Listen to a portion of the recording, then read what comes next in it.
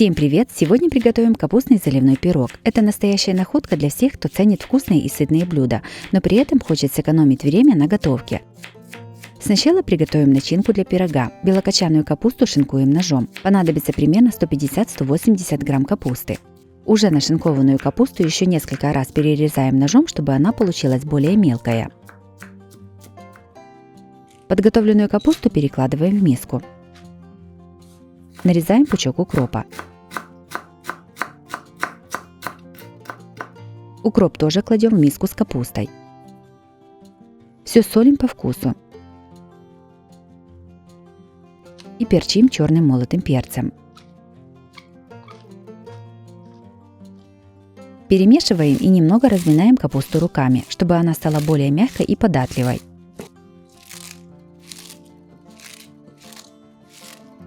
Начинка готова.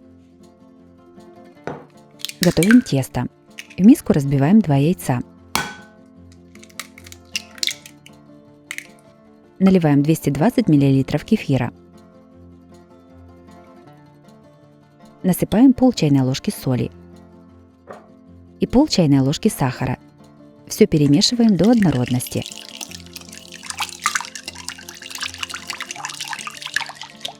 Сюда же в миску насыпаем 150 грамм муки и 1 чайную ложку разрыхлителя. Все перемешиваем.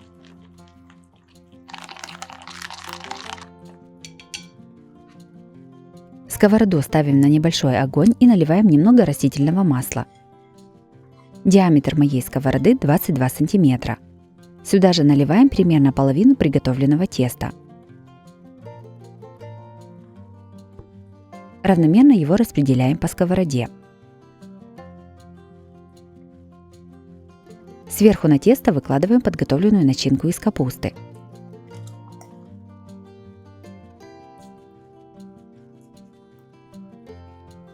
На нее выливаем вторую часть теста.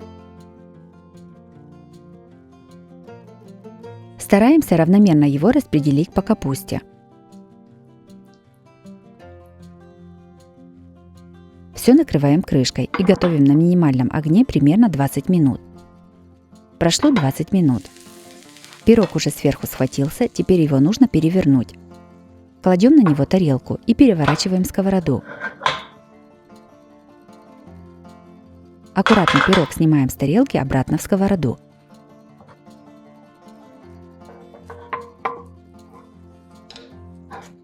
Накрываем крышкой и готовим на самом маленьком огне еще 15 минут. Пирог готов. Снимаем его со сковороды. Нарезаем порционными кусочками и подаем на стол.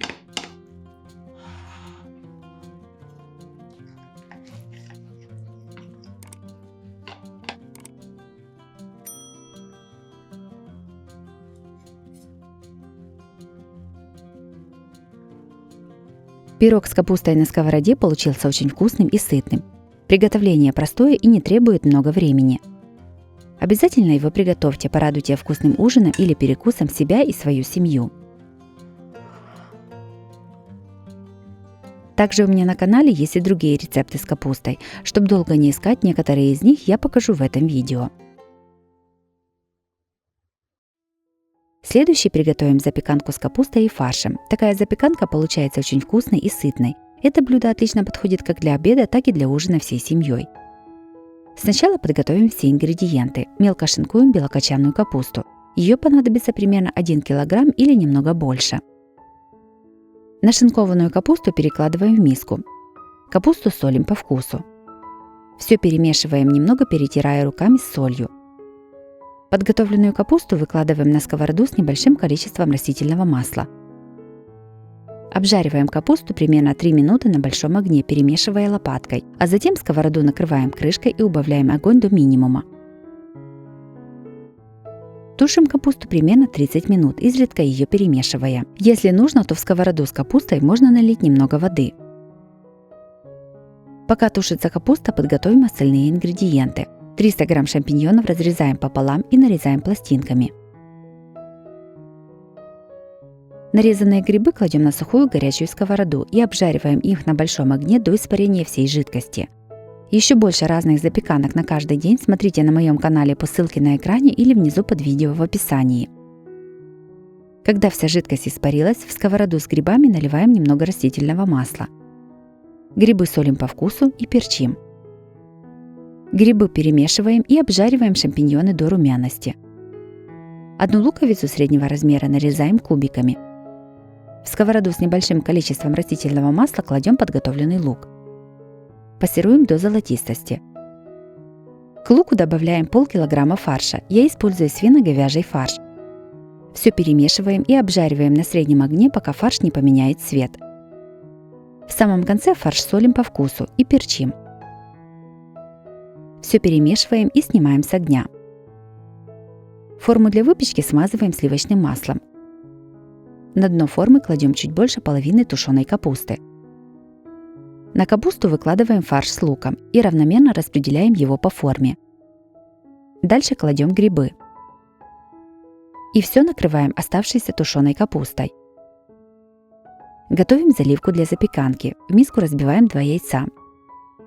Добавляем 100 мл сметаны и солим по вкусу. Все перемешиваем венчиком до однородности. 50 грамм сыра трем на крупной терке. Тертый сыр кладем в миску к заливке и все перемешиваем. Приготовленной массой равномерно поливаем запеканку сверху с помощью ложки. Все ставим в разогретую духовку до 200 градусов. Запекаем примерно 20 минут. Запеканка с капустой и фаршем получилась очень вкусной и сочной. Готовится она совсем несложно и станет отличной альтернативой обычной тушеной капусте.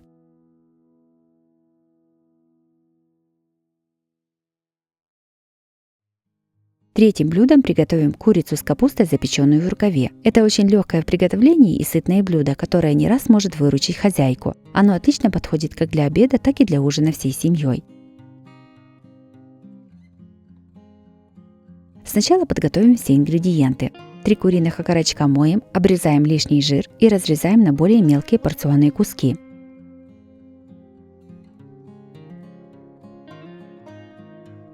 Мясо солим по вкусу.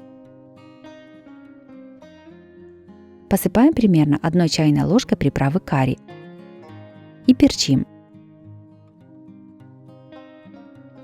Все приправы распределяем по мясу руками. Мелко шинкуем 1 кг белокочанной капусты. Капусту немного солим и обминаем руками.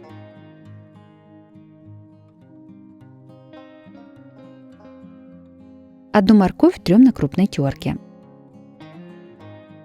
2 сладких перца нарезаем брусочками. Если перца нет, то можно готовить и без него или добавить замороженный.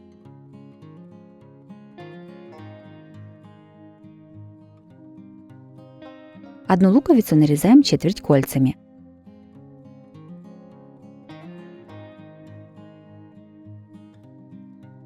В большую миску кладем нашинкованную капусту, нарезанный перец, лук и тертую морковь. Все перемешиваем. Я овощи не солю, так как капуста уже посолена. В рукав для запекания, уже завязанный с одной стороны, выкладываем подготовленную овощную смесь. Сверху на овощи кладем нарезанные куски куриного мяса.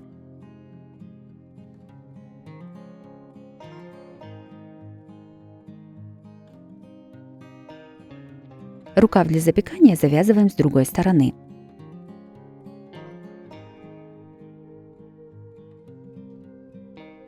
Все ставим в духовку, разогретую до 180 градусов. Запекаем примерно 50-60 минут. Готовое блюдо вынимаем из духовки, разрезаем рукав и раскладываем по тарелкам. Курица с капустой получилась очень вкусная, сытная и ароматная. Мягкое и сочное мясо отлично сочетается с тушеной капустой. Также такую капусту с курицей можно запечь в форме для выпечки с крышкой.